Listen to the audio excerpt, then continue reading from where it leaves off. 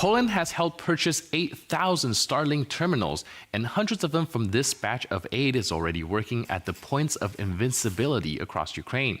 Meanwhile, President Andrzej Duda has announced Poland's willingness to send Leopard 2 tanks to Ukraine.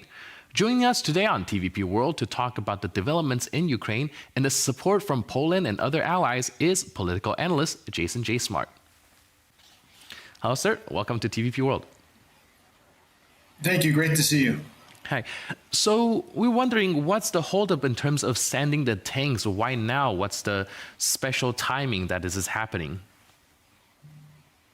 Well, the tanks is an interesting question. It's something that's been going on for months. And the Ukrainians have requested these tanks because they're so operationally important. What these new tanks are able to do, what they can do to defend Ukraine, is remarkable. The Russians at this point are very limited, and it's become more limited. And as you know, one of the biggest holdups has been Germany, preventing other countries, such as Poland, from donating these tanks, which could really be lifesavers, could really turn the war for Ukraine. And it is key at this point that there are countries like specifically Poland and the Baltic states as well, who have been so far in the forefront of pushing their European colleagues to do more. And I can assure you that the Ukrainian people appreciate that to the extreme. And if you look at what was happening yesterday when President Duda visited Lviv, Ukraine, the people in the streets were clapping for him. I mean, he was like a hero coming to town. The Polish and their contribution has been absolutely outstanding. Right. And do you think the contributions that Poland has made so far will inspire the other Western allies and the countries to join in this effort, especially in terms of sending heavy weaponry to Ukraine? Absolutely. I think that what Poland has done has been a model for other countries. And it's the fact that the Polish have always shown themselves to have great leadership potential. And I think it's obvious for Eastern Europe, Poland is the center of gravity. It is pushing what happens, and it does have a massive role in the region, which is often overlooked. We always talk about what Germany's doing or what France is doing. And the fact is, Poland carries a lot of weight, and I would argue per capita carries a lot more weight than either Germany or France. And so if we look at what's happening, the Polish being so outspoken, the Polish government, that it is anxious to send these weapons, it is ready to send these weapons, it is simply the holdup in Berlin, not the holdup in Warsaw, that was delaying things. That's been key because I think it's put more international pressure on the Germans and others to cooperate and to do more for Ukraine. And speaking of taking the lead in Western allies, of course, pulling its weight is also the U.S. government. What's the importance of Poland and U.S.'s input in terms of sending these aids?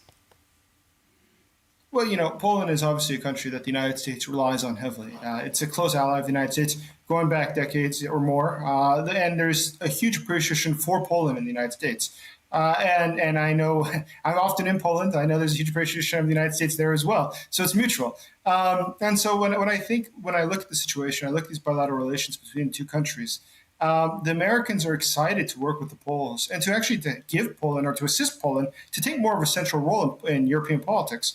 It's in our strategic interest, undoubtedly, not only because of Poland's past history of being such a strong ally and due to its strong economy, due to the fact that it has a very strong military that knows exactly how Russia operates. It's in America's interest, and we see that today look at our embassy for Kiev, how much of it's actually based out of Poland. A huge amount of the assistance, a huge amount of the military assistance from the United States is located in Poland. A huge amount of transport and transit for assistance to Ukraine from the United States goes through Poland. So Poland remains a key partner in everything that the United States is seeking to achieve in Ukraine.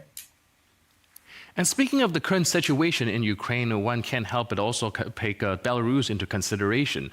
Now, Lukashenko seems to be playing footsies with Vladimir Putin of whether they will launch an invasion on Ukraine or not. And of course, we're not seeing any boots on the ground yet, but we're wondering if that will change in the near future. Anything is possible. And it's obvious that Vladimir Putin has been disappointed that Lukashenko has not taken an active role in this invasion, which is going terribly for him. It's very clear that Russia is doing horribly, and they're replacing generals left and right, losing over 100,000 soldiers in 10 months. And so I think Lukashenko realizes if he were to get involved, this has nothing positive for him, but it could very well cause the downfall of his regime. And Lukashenko might not be the cleverest leader in Europe, but he does, I think, see the writing on the wall that being involved in something like this could very well land him up being thrown out of office quickly. Do you think the timing of well, Russians leadership being changed and also the tanks being supplied to Ukraine might indicate that there is some change in the battlefield in the front line as of currently. Sure. I mean, what we see is that one of the best generals that Russia had, the one of the most counted on ones, who led up the war they had in Syria, he was put in charge of the invasion of Ukraine. He was there for 3 months. He was replaced yesterday or day before with Valery Gerasimov. And that's a bad sign. It shows, I mean, it's a good sign for us. It's a bad sign for Russia. It's a good sign for us because it shows that they're desperate. They have no one else to turn to. And at this point, they're having the guy who's in charge of the military also lead the special military operation, which we know is just an invasion.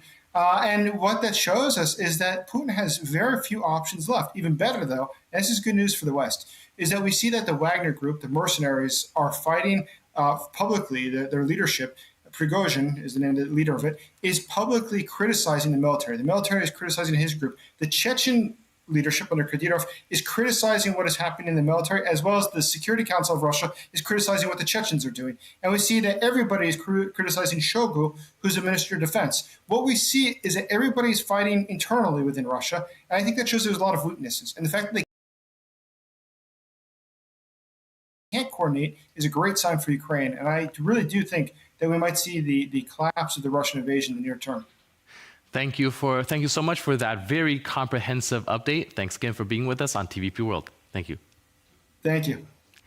And with that, we conclude our interview and this edition of World News. But for more news and updates, please stay tuned to TVP World.